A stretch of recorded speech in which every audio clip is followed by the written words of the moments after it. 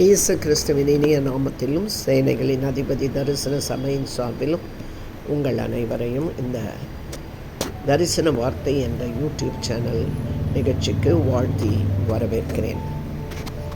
கிறிஸ்தவம் என்பது உறவின் அடிப்படையில் இருக்கிற ஒரு மார்க்கம். இது மதம் அல்ல, ஒரு வழி. ஆக இது என்ன வழி? ஒருவருக்கு ஒருவர் சகோதரத்துவத்தை வெளிப்படுத்த வேண்டும் என்பது தான் அதனுடைய குறிக்கோள். ஆனால் சகோதரத்துவம் என்று சொல்லிவிட்டு அது குடும்பங்களுக்குள்ள பெரும் பிரச்சனையை உருவாக்கும் அளவிற்கு கடந்து செல்லக்கூடாது. கிறிஸ்தவத்திலே நாம் அன்பை காட்ட வேண்டும். அதாவது குறை உள்ளவர்களுக்கு நாம் உதவி செய்ய வேண்டும், முடியாதவர்களுக்கு நாம் முடிந்ததை செய்ய வேண்டும். எல்லாராலும் வெறுக்கப்படும் போது அவர்களை நாம் நேசிக்க கற்றுக்கொள்ள வேண்டும். யாருமே மன்னிக்க முடியாத பாவங்களை செய்திருக்கும் போது நாம் மன்னிக்க பழக வேண்டும்.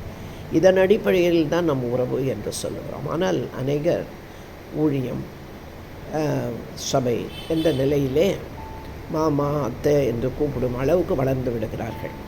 இதனால் அவர்கள் கிறிஸ்துவை அறிமுகப்படுத்துவதை காட்டிலும் தங்கள் உறவை உறுதிப்படுத்தி கொண்டு கொடுக்கல் வாங்கல், கடன் வாங்குவது, சீட்டு கட்டுவது, இப்படி பல விஷயத்தில் இறங்கி ஏமாற்றப்படும் போது அது பெரும் ஒரு டேமேஜை அவர்களுக்குள்ளாக உண்டு பண்ணுகிறது. அது மாத்திரமல்ல, சில குடும்பங்களில் கணவன் மனைவி இந்த பிரச்சனைகளில் அவங்க உறவுகளில் சந்தேகப்படும்படியான காரியங்கள் வருகிறது. ஏன் சில பேர் அப்படியே கடந்து செல்வதும் உண்டு. தப்பான உறவுகளுக்குள்ளாக கடந்து சென்று பாவத்தை செய்யும் சூழ்நிலைகளுக்குள்ள போகிறார்கள். ஆனால் கிறிஸ்தவ உறவு, இந்த உறவு என்று சொல்லும்போது ராபர்ட் கிங்டன் என்பவர் ஒரு 6 விதமான ஸ்டேஜஸ், முறைகளை, அதாவது 6 விதமான நிலைகளுக்குள்ளாக இந்த உறவு கடந்து போகும் என்று சொல்லுகிறார்.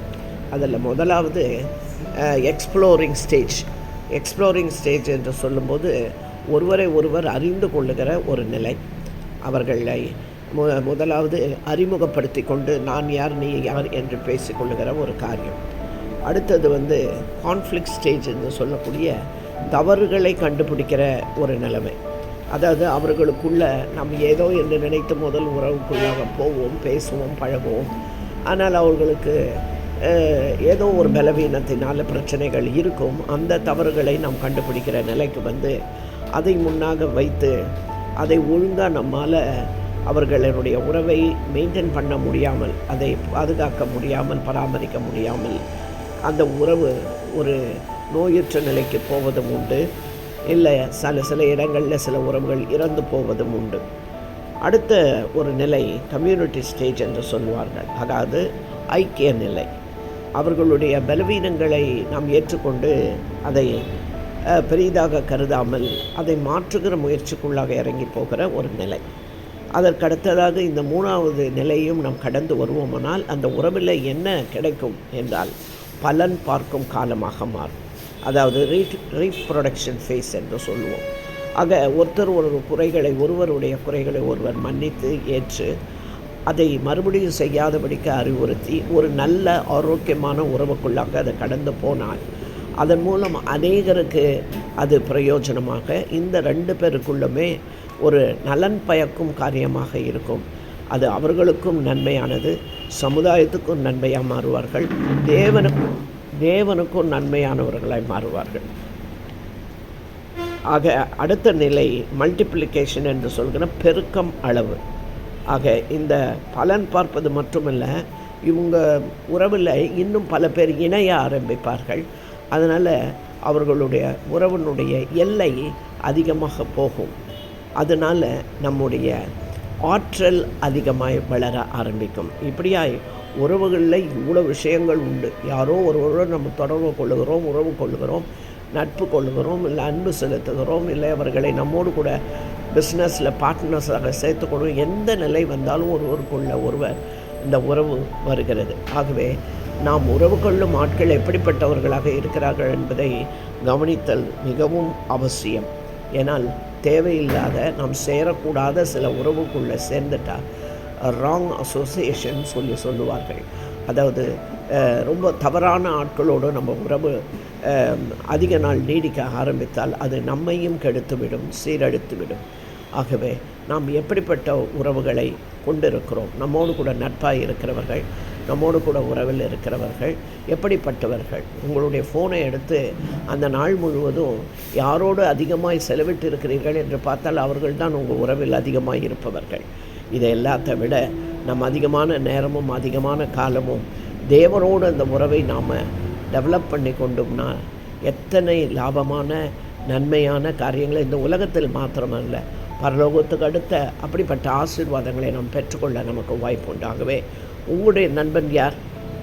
உலகத்திலேயே சொல்லுவார்களே, உன் நண்பனை சொல், நீ யார் என்று நான் சொல்லுகிறேன் என்று. அதனால் நம்முடைய நட்பு உறவு சர்க்கிளில் எப்படிப்பட்டவர்கள் இருக்கிறார்கள் என்பதை நம் நிதானித்து அறிவோம். அது நம்முடைய ஆவிக்குரிய வாழ்க்கைக்கும் பிரயோஜனம் உள்ளதாக இருக்கும். கர்த்தர் உங்களை ஆசீர்வதிப்பார். நாம் கண்களை மூடி செபிப்போம். அன்பும் இரக்கமுள்ள எங்கள் நல்ல தகப்பனே, முதலாவது நாங்களும் நீரும் கர்த்தாவே தேவனாகிய உம்மோடும் எங்களுக்கு தனிப்பட்ட உறவு வளர்வதை தான் நாங்கள் வாஞ்சிக்கணும் கர்த்தாவே.